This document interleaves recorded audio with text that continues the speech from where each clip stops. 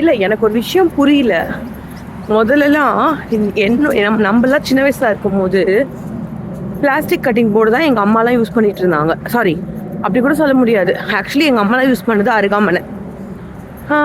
அதுக்கப்புறம் கீழே உட்காந்து பண்ண முடியல, கீழே உட்காந்து அறுக்க முடியல, அந்த மாதிரி நான் இருக்கிறவங்களுக்காக பிளாஸ்டிக் கட்டிங் போர்டு யூஸ் பண்ண ஆரம்பித்தாங்க. அப்போ எனக்கு தெரிஞ்சு மரம் எத்தனை பேர்கிட்ட இருந்ததுன்னு கூட எனக்கு தெரியல. மரக்கட்டிங் போர்டு மரம்லாம் எப்போ இருக்கும்னா சப்பாத்தி இடும் போது, பூரி இடும் போது தான் யூஸ் பண்ணுவாங்க. இல்லைன்னா அப்பளம் பிசையும் போது யூஸ் பண்ணுவாங்க. அப்பளத்துக்கு மாவு பிசையும் போது யூஸ் பண்ணுவாங்க. இப்போ என்னடான்னு பார்த்தீங்கன்னா, முதல்ல பிளாஸ்டிக் யூஸ் பண்ணாதீங்கன்னாங்க. சரி, யூஸ் பண்ணல, நாங்கள் மரம் வாங்கிக்கிறோம், மரம் ரொம்ப நல்லது, மரம் இந்த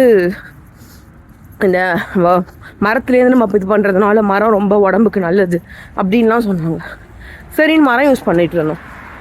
அப்புறம் பார்த்தா மரத்துலேயும் கோடு விடுது, மரமும் வேணாம், ஸ்டெயின்லெஸ் ஸ்டீல் யூஸ் பண்ணுங்கள் அப்படின்றீங்க. இப்போ நாங்கள் ஆக மொத்தம் நாங்கள் என்ன தான் யூஸ் பண்ணுறது எங்களுக்கு புரியல. நீங்கள் எல்லாம் சேர்ந்து ஒரு முடிவுக்கு வாங்க, அதுக்கப்புறம் ஒன்று சொல்லுங்கள், நாங்கள் யூஸ் பண்ணுறோம். இதில் என்னென்னா, இன்ஸ்டாகிராம், யூடியூப்பு எதை ஓப்பன் பண்ணாலும் இதே தான் வந்துட்டுருக்கு. உங்கள் வீட்டில் மரக்கட்டிங் போர்டு இருக்கா, இந்த மாதிரி கோடு விழுந்திருக்கா, இன்னும் யூஸ் பண்ணாதீங்க, ஸ்டெயின்லெஸ் யூஸ் பண்ணுங்கள் அப்படின்றாங்க.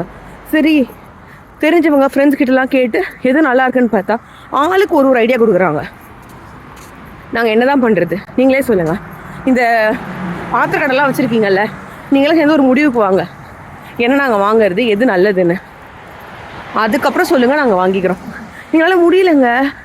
ஏதாவது ஒன்று பார்க்க ஆரம்பித்தோன்னாவே, ஏற்கனவே இன்ஸ்டாகிராம், ஃபேஸ்புக்கில் நம்ம ஒரு விஷயம் பார்த்தாலே நம்மளுக்கு அதையே ரிப்பீட் பண்ணி காமிக்குது. ஒரே விஷயத்த ரிப்பீட் மோடில் வந்துக்கிட்டே இருக்குது. அதுலேயும் தப்பிக்கலான்னு பார்த்தா நீங்கள் இப்படி வேற பண்ணி வைக்கிறீங்க. நாங்கள் என்ன தான் பண்ணுறது, நீங்களே சொல்லுங்கள்.